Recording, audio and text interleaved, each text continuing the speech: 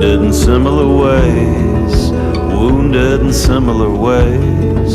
It sounds like something that a hippie would say, but the truth is we're wounded in similar ways. Hey guys, it's Joel, and I'm going to try and do a quick little podcast today because I haven't done one for a minute. People have requested that there be video even when it's just me talking, and they seem to rank better. So, yeah, even though it's just me today, I will put a video up if you want to look at the bags under my eyes that badly. Go for it. So today we're going to talk about ritual and animism and some of the thinkers that I like around those things. One of the things that I think is sort of interesting, if you look at, and you can read about it in my upcoming novella in 2026, but one of the things that I think is really interesting is the way that psychotic experience sort of not informs, but gives us like secrets about how we think, gives us information about how we think. I mean, there's a huge history in psychoanalytic practice, sometimes ethically, sometimes not so ethically, of people seeing psychotic experience as this way where people's ego is sort of turned off and they're able to just tell you about these deep archetypes and functions of consciousness. Like, Carl Jung famously was working with people who had schizophrenia, and he realized that they were telling him mythology from these really elaborate systems, some that had just been translated and were the cutting edge of academia at that time. And these people were homeless and alcoholic and had no formal education, yet they're telling him Zoroastrian mythology. Well, how are you doing that if this is just something that somebody wrote down in the Bronze Age and then that was a single experience? Well, it isn't. There are perennial philosophies in how we think. And so not to go on too much about that, this again is about ritual and animism and some of the ways to think about those things. But I do think it is relevant to go through, one, I guess I'll define that. So animism is this kind of belief that the world is alive. You see it in things like Japanese mythology. Like I just wrote an episode about Miyazaki, if you like his anime, the guy who did Spirited Away and recently The Boy and the Heron. We have an article on that on the blog. But this idea that there are spirits in a rock and an animal and a plant, in the weather even, and that we're sort of just in conversation with these things, that I'm alive, but also the world is alive. That would be an animistic worldview. Slightly different from pantheism, which says there's tons of gods, everywhere. I mean, that there's this deep sort of natural world, and all the systems that we inhabit are also alive. So you see in animism a lot of reverence for everything. They tend to be cultures that don't double down on greed or exploitation or killing the natural world, because you're respecting it as a living creature that you are in conversation with, that has power over you. Ritual is a different thing. So ritual, I think, is when you take a set of things, and it can be to enact, well, we do both at the same time. We're just fighting about the causation or the reality of it, right? Either a psychological or a metaphysical conversation that you're having through a repetitive or controlled practice, So if you go to church and you have communion, that's a ritual, because what you're doing is you're saying, I remember Jesus had a Last Supper, and I remember that the Last Supper was a metaphor for him going to die for me, and his body is bread, his blood is wine, and he said this when he did this, and now we continue to do this in remembrance of him. In the Episcopal Church, that's what they say. So that is a ritual where we are saying that this thing is connecting us to either psychological or a metaphysical reality, or a little bit of both. And animism, one way to think about it is that you're taking your psychology, your consciousness, and you're turning it down. Your ability to be the responsibility is turned down a little bit of I have to understand the entire world. I have to know everything. I am the only thing that is alive, and I'm taking this image of this other person, and this image of this other person, and this image of the mountain, and I have to know how to build the engine, and I have to... You're turning that down a little bit, and you're becoming sort of less conscious or less solely responsible for the conscious ordering of the world, so that you can hear the rest of the world be alive. And you can somebody may be listening to this and they may be pagan or lean animistic and believe in these things as a literal force. Other people are going to understand that as a psychological or anthropological reality, but that's a way to think about it. I'm turning my consciousness down a little bit, my inner voice down a little bit so that I can hear the world speak, or I can hear the world be alive. Ritual, I think, is when you take these forces of the unconscious, these emotional realities in the brainstem, and you project them onto objects to do a reenactment of something, or to have power over something in this external way to later have it reflect this internal reality. So say I want to go do a spell, like I want to go down to the pagan store and I'm going to do a spell with some candles. And I look at, astrology that speaks to the significance of how I do the ritual. And I say, I broke up with my girlfriend, boyfriend, whatever. I'm very sad about it. I don't want to be sad anymore. And why am I sad? I'm sad because I'm missing this thing that is a part of me. And so I take a candle and I light it on fire.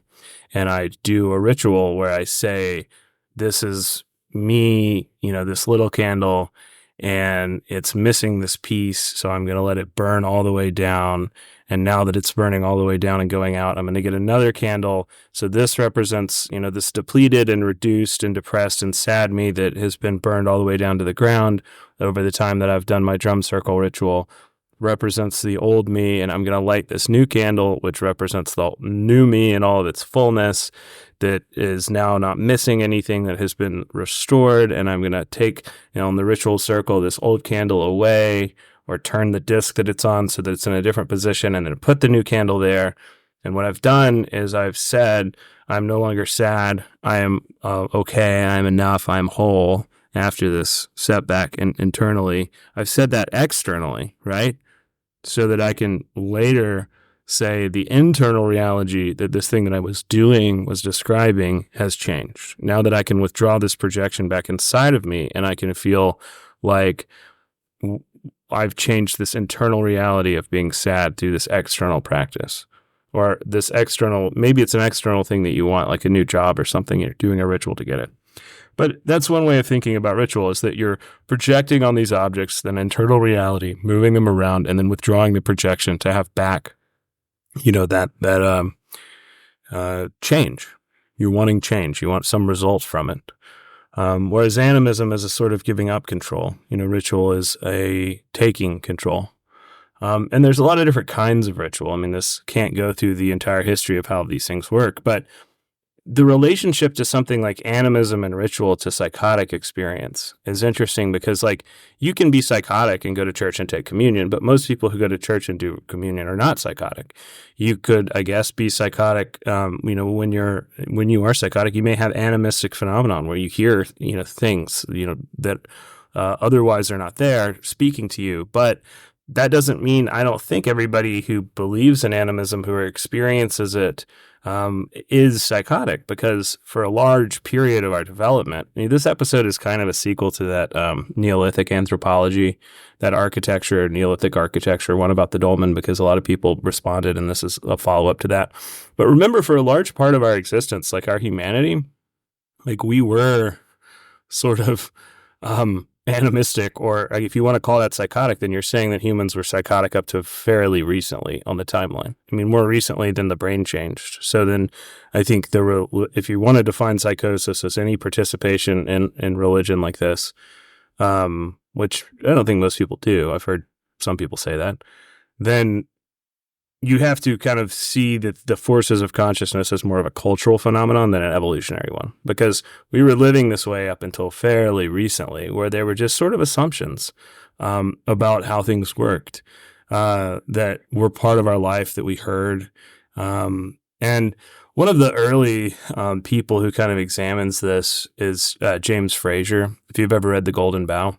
And James Frasier is a really early anthropologist who is going through these different ways of thinking and trying to figure out what it is that makes mythology of the ancient world and the modernist conception of gods and everything, what changed? Why do people think so differently now than they did?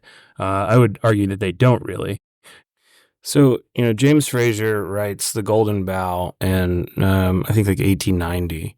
And it's controversial. It gets kind of more popular until the 20s, but it's this comparative study of mythology and religion that looks at these different patterns in religion and the way that people believe things. He's influenced by Tyner's work on animism. And one of the things that Frasier is looking at is how ritual is this means of controlling the supernatural, that you're controlling something and then you're, and so he comes up with this idea of sympathetic magic, that like produces like. If you do a tiny ritual play of rain with dolls or corn or something, that will actually, because that is like, greater reality of this universe, that the universe will hear it and respond to it. And that there's a synthesis between your recreation of this thing in a microcosm and the macrocosm reality that you're trying to control, either to get something out of the universe, like the physical natural world, or in the emotional sphere inside of you, or both. There's rituals, I think, where you're taking, the little thing and you're modeling a supernatural reality, and there's ones where you're modeling an internal reality of I want to get over a breakup or I want it to rain on my crops. Those are two different rituals. And then there are places, probably like something like communion or most of the major religions, the things that endure become more broad, where you're doing both. You're talking about a psychological inner state in you, or a spiritual inner state in you, and a bigger state in the world. There's rituals that do one, the other, or both. And somebody who comes after Frasier, Julian Jaynes. Jaynes is one of those people who I think he's looking at something that is like an unavoidable reality, that you have to look at, but that also you're going to be describing that unavoidable perennial reality with a metaphor. And Jaynes's metaphor is probably not the most popular. It doesn't really work. So he in 76, he publishes The Origin of Consciousness and the Breakdown of the Bicameral Mind, which is about bicameralism. And there's this idea that the reason that in Greek mythology, we heard gods and people just said, oh, the altar's speaking to me or whatever. The reason that existed is because we just had a mind that was evolutionary and biologically different, where the creative side of my mind was not cut off from the logical yet, biologically. And so it would just tell me information, and I would hear Poseidon talk to me when I was trying to get home to Ithaca, and I would just hear Athena tell me that I was going to win this war after I made an offering, at the Parthenon, or the Oracle of Delphi. Maybe, it wasn't so much the gas she was huffing. She was just hearing the voice of the god more. And he's saying that biologically we used to hear our ideas as physical realities, and that slowly the unconscious mind kind of separated and became something that we could ignore more, but it was still there, but we no longer heard it directly. And I mean, the book is interesting depending on how literally you want to read it. Jaynes dies feeling like he's not wrong, but he didn't really say what he wanted to say right. His perspective is definitely this reaction to behaviorism. Like all the behaviorists, I think the line that he says is that they solve the problem of consciousness by ignoring it. That you can say that you've solved how cognition and the inner monologue works if you only study behavior and reduce everything down to empiricism, which it's funny because that is the study of behavior and the study of, I think, cognition are related but separate sciences. And but don't tell that to a behaviorist or a cognitive behavioral therapist. So what Jaynes is doing is trying to explain why animism and ritual went away, or we have a different relationship to it. And he's trying to ground that in an evolutionary change in the brain. But the problem is it isn't an evolutionary change in the brain. It's not a biological change. It is a cultural change. Because these animistic states, these ritual states, they're much less common, but they are still possible, right?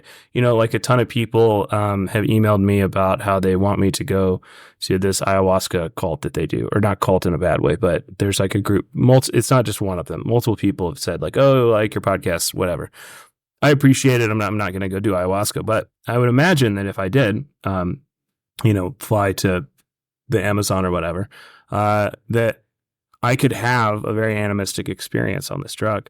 Maybe if I inhabited that world, talked to those shamans, embodied their reality for a really long time, learned to like turn part of my brain off and listen to the trees, I would just start knowing, on this kind of intuitive spiritual way that it was about to start to rain based on changes in the way the world smelled, based on changes in the way that the world looked, patterns of light, wind patterns. My unconscious, if I inhabited that space, would just start to intuitively notice these things, if I could really turn intuition on.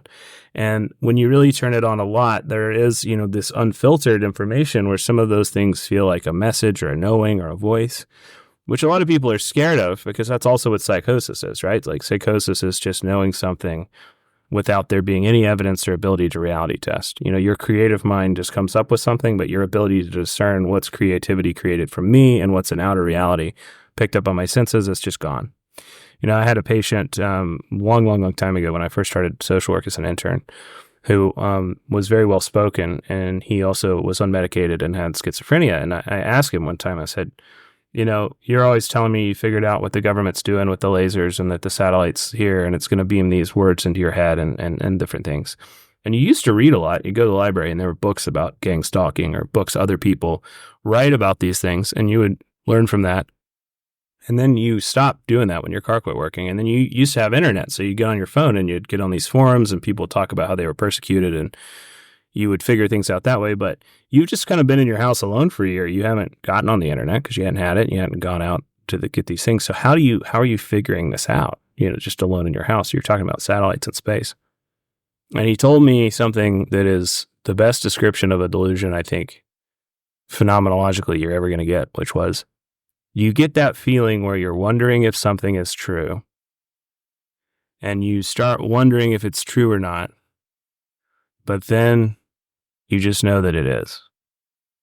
And you don't have to do that thing where you figure it out.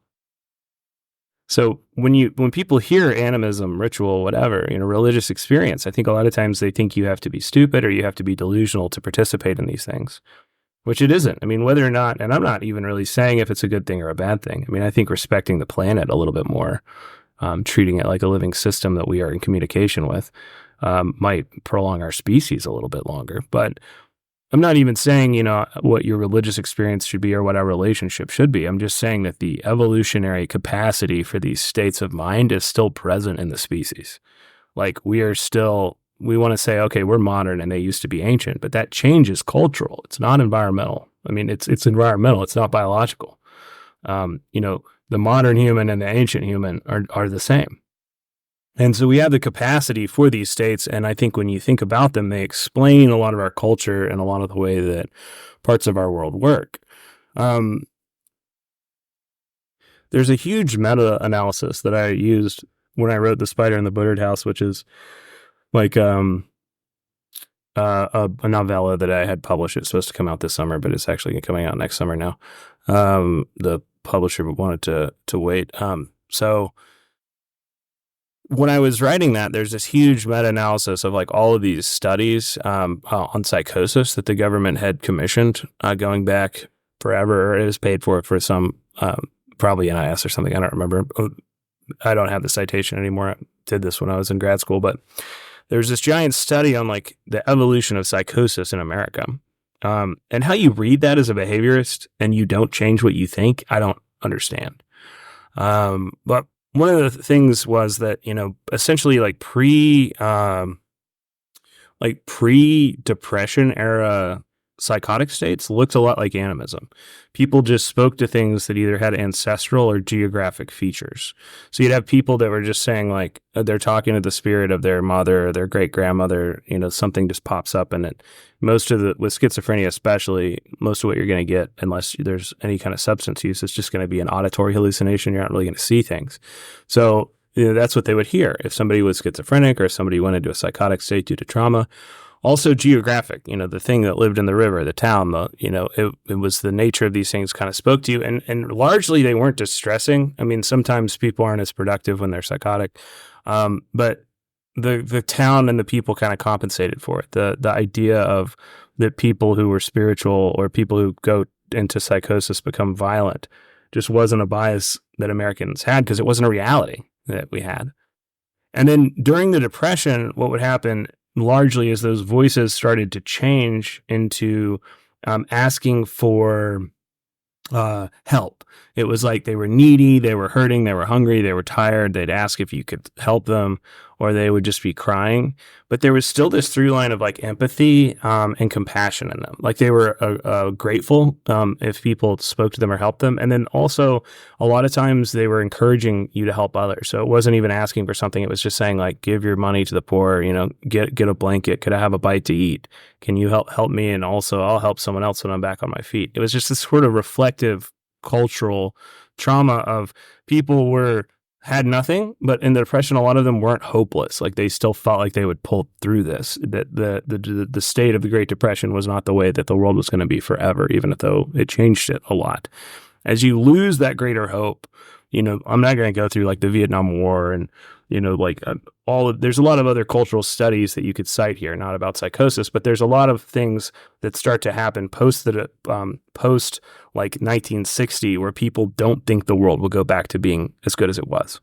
And you can see that when you ask about economics, when you ask them about what their generation versus their parents' generation versus their children's generation, you see people start to say, actually, I am hopeless. You don't see that in the Depression. Even though they have nothing, they're spread lines, they feel like the ship will right itself. So when you get like past the Depression, when you get into, you start to get into modernism, like in the 50s and 60s, the voices become distressing, they're manipulative, they're antagonistic, and there's always this theme of hierarchical control, fascism or racial superiority or some kind of power struggle. And then as technology picks up 70s, 80s, 90s, just exponentially, the voices become about esoteric conspiracy theories controlling people with technology. And even if there's a religious characteristic to the delusion, there's some sort of technological surveillance. There's a fascination with technology. And this feeling that like we're being watched, we're being controlled, that there's this meta-organism of technology growing around us like a virus that's connecting everything and we can't get away from it. It's something that we start to like see in psychotic experience. And so what I think is that and a ton of the ability especially in the 90s, for you to talk about your religious delusion, but also your technology delusion and fuse those together, was around UFOs, because UFOs they filled in all the blank spaces, and where religion or Christianity, the paradigm of Christianity that Americans had in the 90s, was failing to explain the world.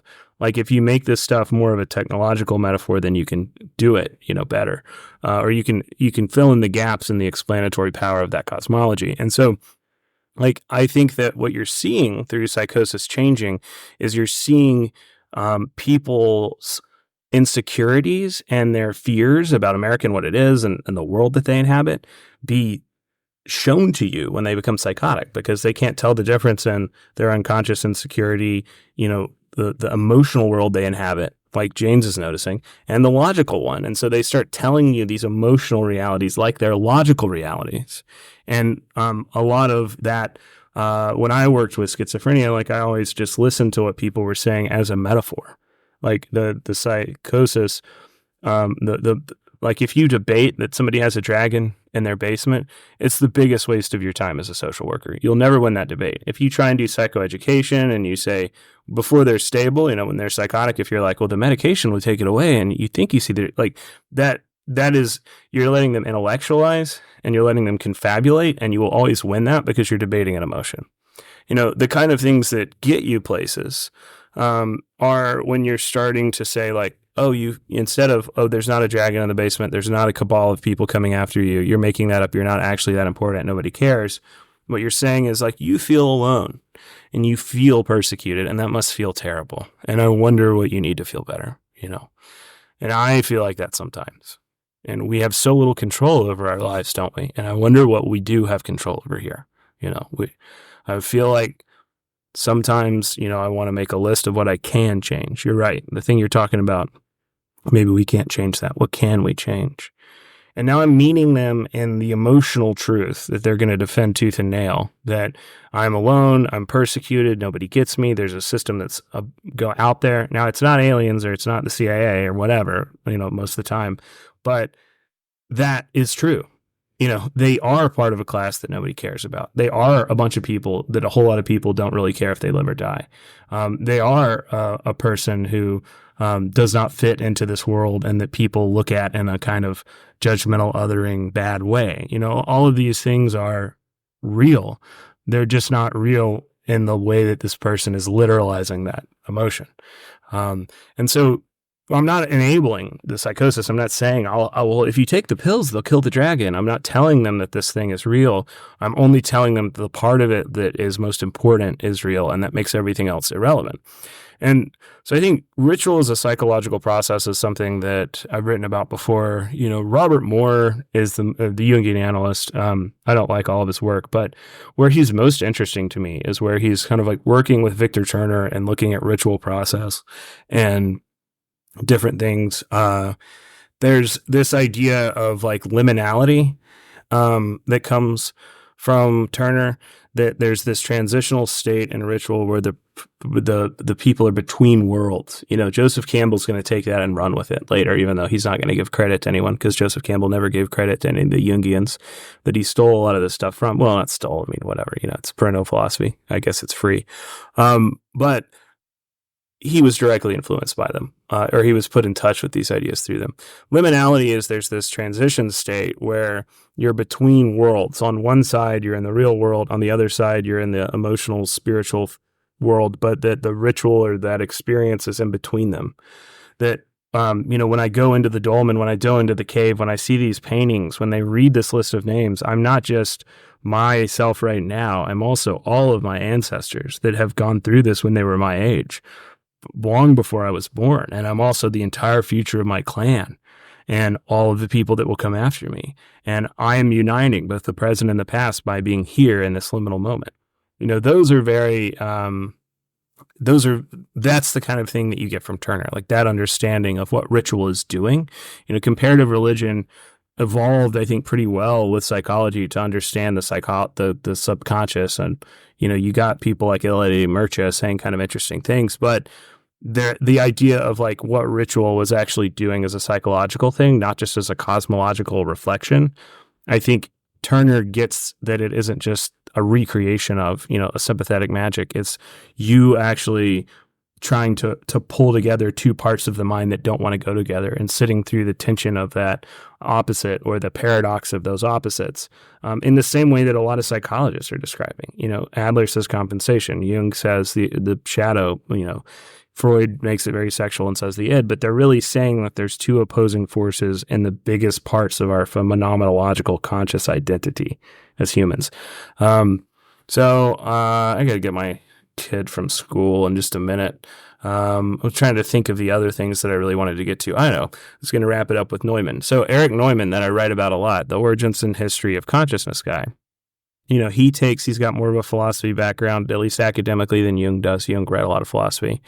And so, when Eric Neumann writes, the origin and history of consciousness in 49, I think, 50 something maybe, but what he's doing is he's saying, okay, Jung believed in introversion, which there's an inner world, and I believe in extroversion. Or Jung also believed in extroversion, where there's this external world.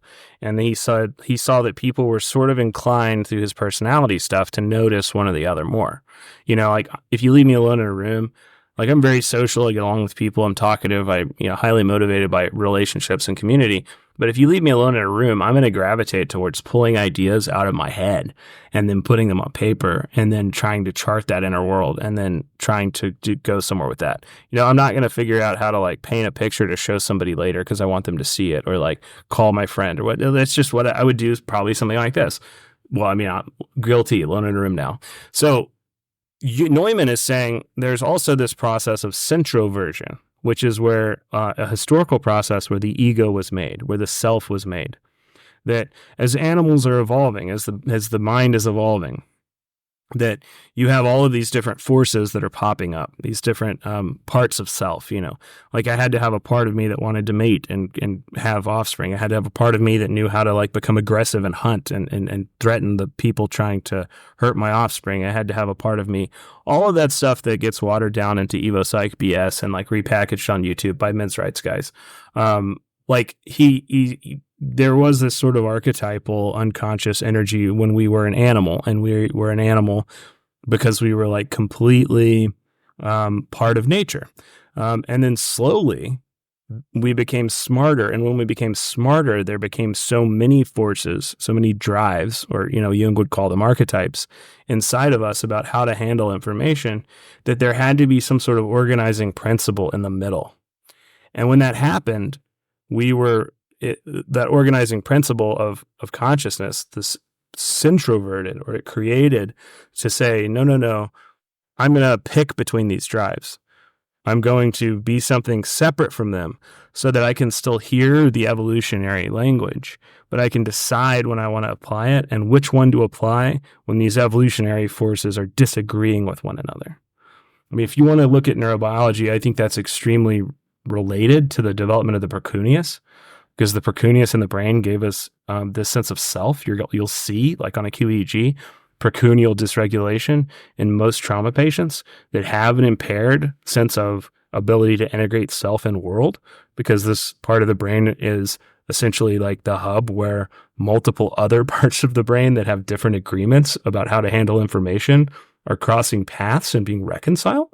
So, like, of course, it's going to be a little stressed if that's a task that is impossible. So what Neumann is saying is that these things, these drives needed to be forgotten by the mind in order for it to manage them. But now that creates another problem, because when the ego is weak, or the self is traumatized, or the ego is turned off because you took LSD, or you have schizophrenia, or you have enough trauma to create a psychotic experience, or maybe you dissociate, when you go into lots of things, those forces become unmanaged, and then they start to be unconscious emotional reactions that can't be understood logically. And so the ego is going to be very inclined to deny them and say, oh, those just aren't real, they're not there, or I didn't really say that, or I said that because, which is what somebody with schizophrenia is doing. But it's also the way that everyone deflects. When I'm like, no, every single time in marriage counseling, your wife says this, you get upset. Oh no, I was just in a bad mood, I just ate a thing. Okay, well, 80 times in a row. Well, okay, that's the way that all of us don't want to pretend that our emotional reality, that archetypal subjective experience that's down there still has power over us. And if we don't notice that, we can't integrate it, and it can't be something that the ego notices and uses. So, Neumann is interesting, Origins and History of Consciousness. I also really like Edward Edinger. I always talk to him. Or I always talk about him. Sorry. Yeah, no, he was dead before I started doing this, so I haven't talked to him. But Edward Edinger, in his book Ego and Archetype, talks about how there's the ego and the self, and I think that he doesn't mention Frasier. At least if he does, I've read that book a couple times and I don't remember him ever mentioning it, so I don't think he does. But that's a weird omission in there, because he's almost trying to observe the exact same thing. And he definitely would have known who he was, but he's almost like, he probably doesn't mention him in the middle, and I've just forgotten, and I'm gonna be stupid. Someone's gonna send me an email, but I don't remember. If it is there or it isn't there, Edward Edinger definitely knows who he is. I don't remember him mentioning Frasier, but so much of his work is going back and sort of like writing a better version of what Frasier and Jaynes are doing. And like Ego and Archetype is essentially saying that we used to be, unconscious animals that were part of nature. We slowly developed this logical consciousness, and we kind of want to go back into this animistic state, but we realize that if we do, we aren't really alive in a way that we understand, or we aren't really conscious in a way that we associate with our identity. So it's this confusing experience, that kind of push and pull. But also that we have this objective reality of what I can see, taste, touch, count, ego, consciousness, objective, with a subjective reality of what I feel, a mystical nature of self. Maybe I can't see it, but I feel connected to the world. I feel interdependent on it. from a emotional relational standpoint, it is true that the world is a giant living, breathing organism that is alive because it gives us food and it's full of millions of networks that like coexist and talk to each other in order to take care of me. And it is sort of my great mother because it lets me, like that stuff isn't objective, but it is still something that like is true, right? From a certain perspective. That objective and subjective mind don't know how to be in the same head. And that the purpose of what, Edward Edinger's a Jungian, what he would see therapy doing is making them make sense, making them talk to each other and be on the same page so that even though they're opposites that don't understand each other and don't value each other's perspective, there can be a harmony of that. There can be like a greater resonance in that paradox. Whereas with a lot of people, most people, they repress one and over-identify with the other, and then they resort to that other one in crisis. I mean, think of all the like logical engineer types, like the people who like fight with you online and are like, "Oh, well, you had a feeling there. That's a ad hominem absurdum mistake in logic. I am just a perfectly logical being, sir."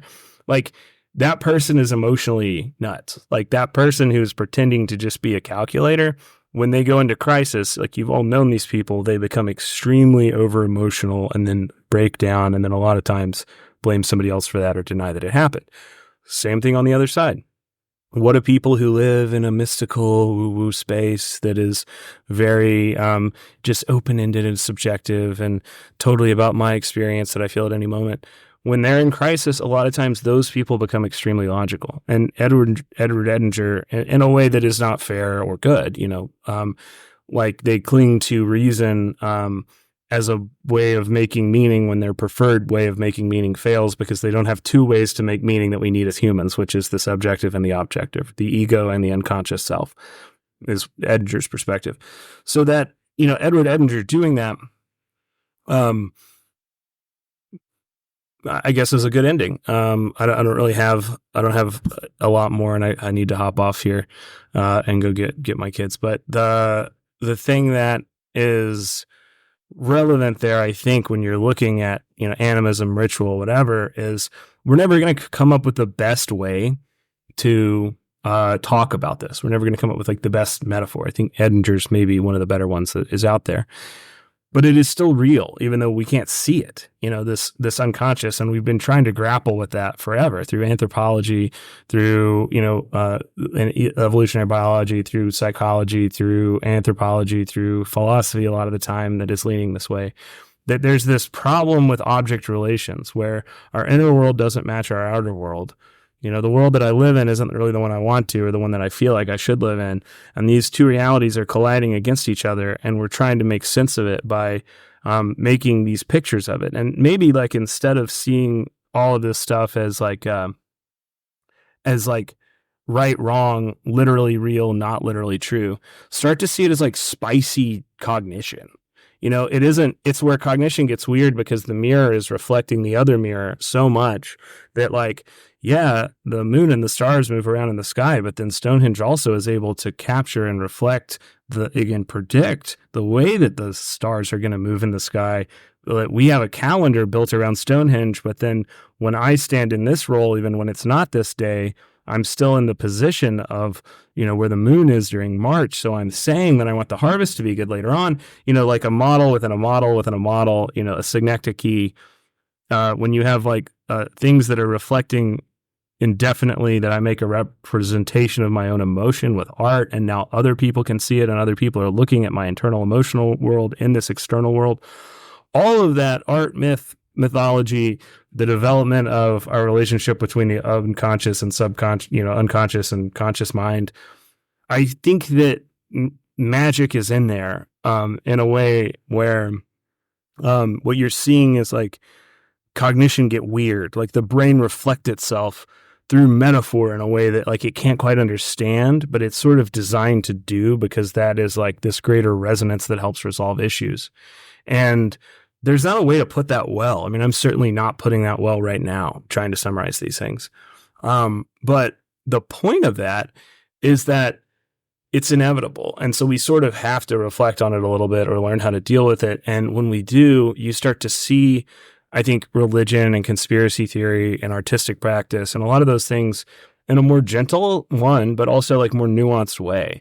And then two, we see a ton of the people that are fighting about politics or are fighting about religion or are fighting about, am I the victim? Do I get to be the victim or are you the victim? Is victimhood real? All of these things where they're trying to do this in this emotional way, but it really isn't about emotion. Like it's about their inability to, or in a logical way, when it really is about emotion, that we have this dual nature of logic, intellect, objective nature, and subjective, subcortical. Yeah, and there's trauma and there's intuition and there's all this stuff down there in the brainstem too. Voices of self that both want to be heard.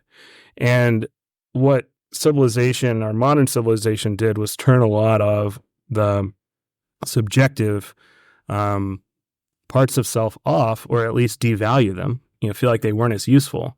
And when it did that, it made them unconscious. And so you have, when I'm talking in the beginning about how people want to say, well, the ancients believed this and then we evolved, evolution doesn't happen that quickly. Culture happens that quickly. And so you are thinking about, when we look at anthropology a lot, evolutionary realities like they are, or cultural realities like they're evolutionary. And they're not, they're cultural. Our culture does affect us. It affects us more than we can notice. And kind of smushing these things together and sitting with them is one of the better ways to get rid of the certainty that leads, because the opposite of lies is not truth, it's certainty. The certainty that makes the worst kind of anthropology, the worst kind of philosophy, the worst kind of psychotherapy. I think that psychotherapists need to be trained a little bit in anthropology, maybe a little bit in philosophy, depending on how you think, in order to be able to help other people sit with these realities, because we have to be able to help who walks in. Who walks in the room is different from who we are. And we are all creatures that are 100 million years old. We are all have been on this journey for a long time, can partially understand it in our life, but we're still in communion with the way that we evolve, whether we want to think about that or not, we are. And again, I'm a psychotherapist, not a priest. I'm not, if you want to take these things literally and interact with them, and that's helpful for you, do it. If you want to take these things as, evolutionary scientific material realities, that's fine too. I mean, the result is the same, which is that we understand. And not necessarily understand where it comes from, but understand how they affect us. So my point isn't to argue for what's real, essentially. My point is to argue that if you don't acknowledge these things, I'm not telling you where they come from, I'm telling you what will be real is that we mishandled these forces in our culture and in our therapy and our recovery. So, yep. Hope that is a fun, concise episode. And answer some of the questions I got about the other anthropology, Dolman episode, the Neolithic architecture. Thanks. Signing off. Wounded in similar ways, wounded in similar ways. It sounds like something that a hippie would say, but the truth is we're wounded in similar ways.